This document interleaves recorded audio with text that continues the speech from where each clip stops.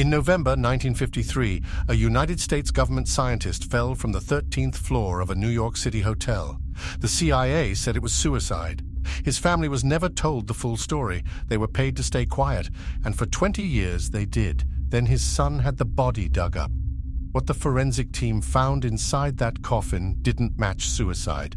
It didn't match an accident. What it matched was murder, and nobody has ever been charged.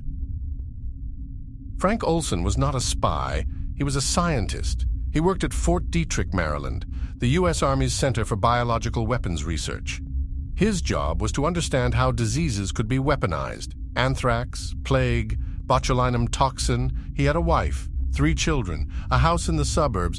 By 1953, he had worked for the government for over a decade. But sometime in 1953, something changed. Frank Olson told his wife he wanted to quit. He seemed disturbed, withdrawn, like a man who had seen something he couldn't unsee. He never got the chance to leave. On November 19, 1953, Olson attended what was described as a work retreat, a small gathering of scientists at a cabin on Deep Creek Lake in rural Maryland. What he didn't know was that Sidney Gottlieb, the head of the CIA's mind control program, had secretly laced the after-dinner cointreau with LSD. No one at the table had consented. No one knew. After about 20 minutes, the men realized something was wrong. Olson's reaction was more severe than the others. He became agitated, paranoid. He never fully recovered. Over the following days, his colleagues grew concerned. He was taken to New York, officially for psychiatric treatment. A CIA handler named Robert Lashbrook accompanied him. They checked into room 1018A at the Hotel Statler. Olson and Lashbrook shared a room. At 2:30 in the morning on November 28, 1953, 9 days after being secretly drugged, Frank Olson went through the window. He fell 13 stories and died on impact on the sidewalk below. Robert Lashbrook, his CIA handler, the man sharing the room, did not call 911. He did not call an ambulance. He did not call the hotel front desk. The first call he made was to Sidney Gottlieb, the man who had dosed Frank Olson with LSD without his knowledge. The death was ruled a suicide. The family was notified. Frank Olson was buried. His wife and children were told almost nothing. For 22 years, the Olson family believed what they were told. Then, in 1975, the Church Committee, a Senate investigation into abuses, uncovered the mind control program. Among its records, the story of an Army scientist who had been secretly drugged and later died. The CIA went to the Olson family.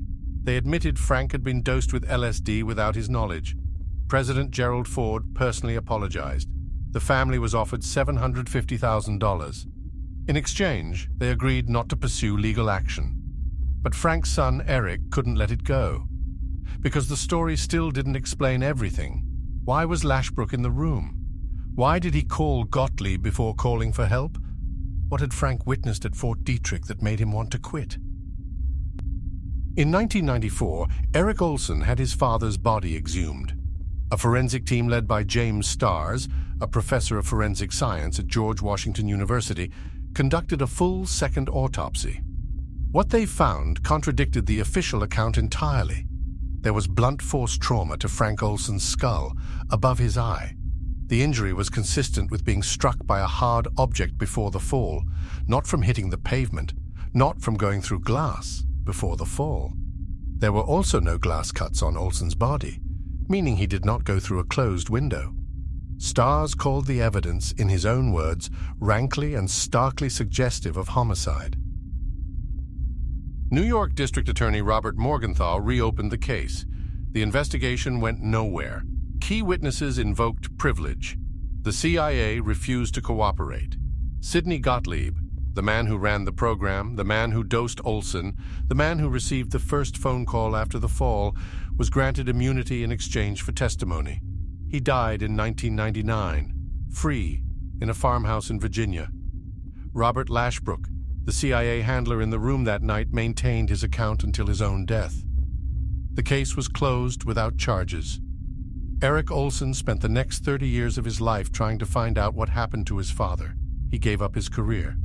He gave up a normal life. He still does not have an answer. Frank Olson was a government scientist who apparently wanted to quit his job. 9 days after being secretly drugged by his own colleagues, he was dead. The CIA paid his family to stay quiet. When his son dug up the body 40 years later, it showed signs of being beaten before the fall. The man responsible for dosing him died with full immunity. The official verdict? Suicide. The medical evidence? Something else entirely. The people responsible? Never charged. This is what it looks like when the government decides the truth is not something you're allowed to have.